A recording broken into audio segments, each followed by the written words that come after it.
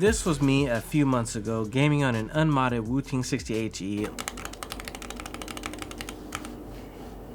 After watching many modding videos, I thought the improvements in sound and feel were not worth it. I mean, how could my favorite lube, the Krytox 205 Grade Zero lube, not make any difference to these otherwise light, dry, scratchy, uninspiring, do you need me to keep going?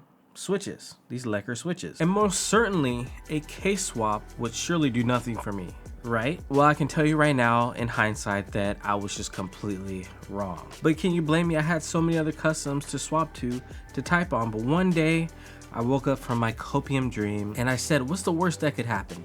Heaven forbid I end up with a slightly smoother keyboard. I mean, that's probably the worst that would happen, right? And if I needed any more convincing, the stars aligned and my Wilbitech Salvation came in, which is compatible with the Wooting 60HE. And if not, I could always trust KBD fans to have the tofu stocked, right? And then another star aligned when the GMK Sumi finished its 5,000th round of color matching.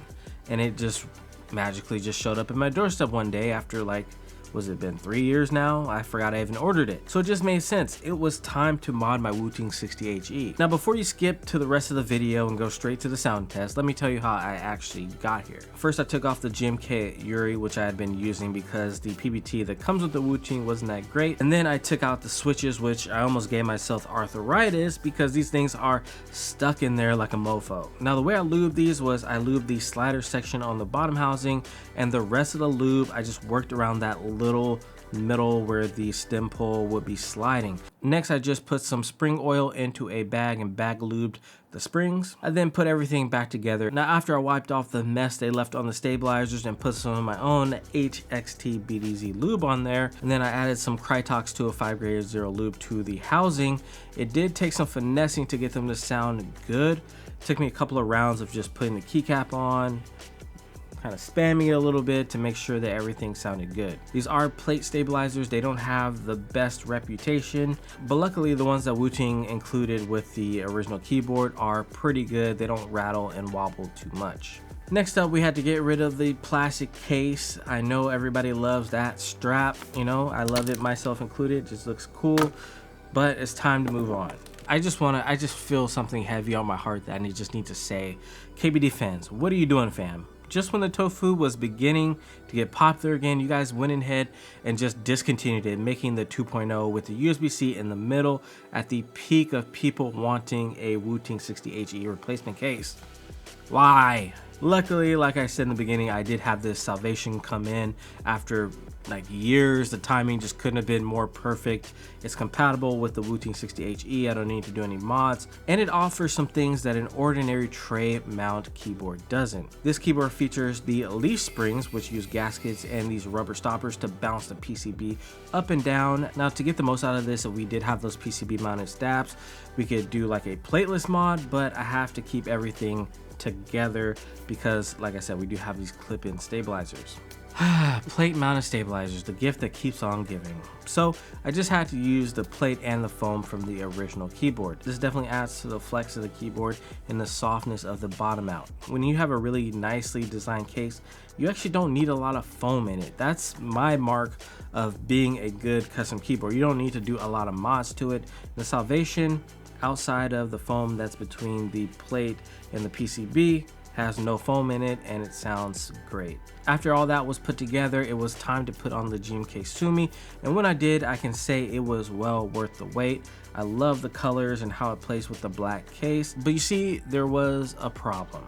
I made the mistake of placing the switches in the north facing position, the default position, and unless you've been living under a rock, apparently I have been because I put them, okay, but they sound horrible when you put GMK keycaps. There's interference there with the switch. So then I gave myself arthritis again by having to take out the switches and move all of them in the south facing position. So if you skip to this part of the video, shame on you, but I can't blame you because this is a beast sounding keyboard. So let's go ahead and drop that sound test.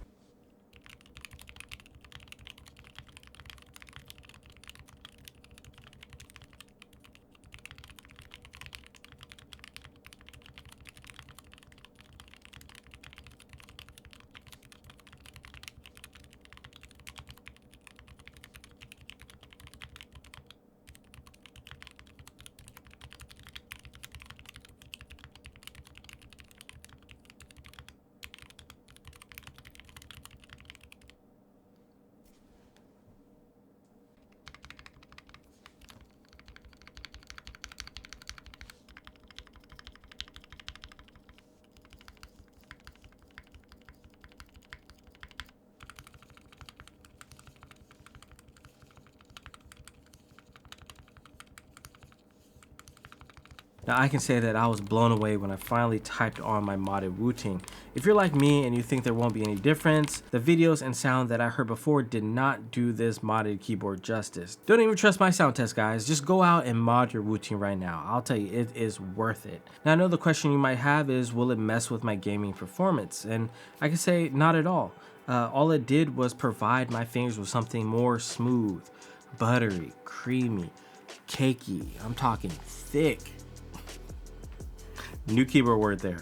New keyboard word for 2023, cakey. Before, I hated pretty much anything outside of gaming for the Wooting, but this is a whole nother beast. Not that beast. I don't care what anybody says, this is the best gaming keyboard ever. So not only do you get the sound and feel of a custom, but you get the performance of a top gaming keyboard.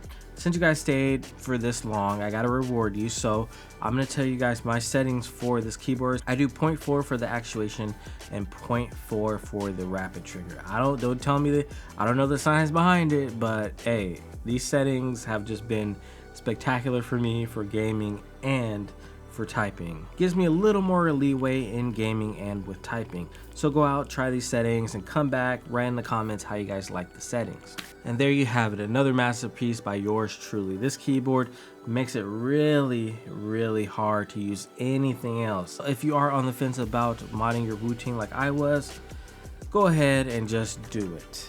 Don't take my word for it. Don't take anybody else's word for it. Go out and try it. What do you have to lose? Your switches might get a little bit smoother. That's it.